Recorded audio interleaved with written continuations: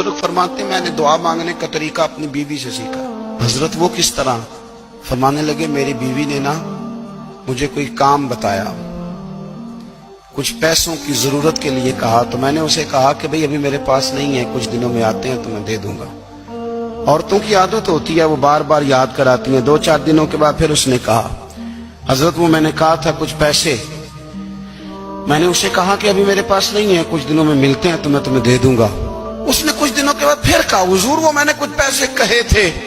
فرماتے میں نے ڈانٹ دیا، میں نے کہا کہ کیا تو روز مجھے شرمندہ کرتی ہے، کہا نا میرے پاس نہیں ہے، ہوں گے تو دے دوں گا، تو روز یاد کراتی ہے۔ فرماتے ہیں اس نے پہلے تو میری ڈانٹ کو سہا، پھر میرے سخت جملوں نے اس کی آنکھوں میں آنسو پیدا کر دیے، پھر اس نے اپنے آنچل میں اپنے اس دکھ کو سمیٹا، اور پھر اس نے ایک جملہ کہا تو میں رو پڑا، اور مجھے اپنے رب سے مانگنے کا طریقہ آ گیا۔ مجھے کہنے لگی حضرت جی آپ نے ڈانٹ دیا، میں نے سہ لیا، پر آپ ہی میرے شوہر ہیں، بتائیں نا آپ سے نہ کہوں تو میں کس سے جا کے کہوں۔ فرماتے ہیں میں رو پڑا، اور میں کھل کے رویا، اور میں تڑپ کے رویا، اور پھر میری سسکیاں بند گئیں۔ تو مجھے کہنے لگی آپ کو کیا ہوا؟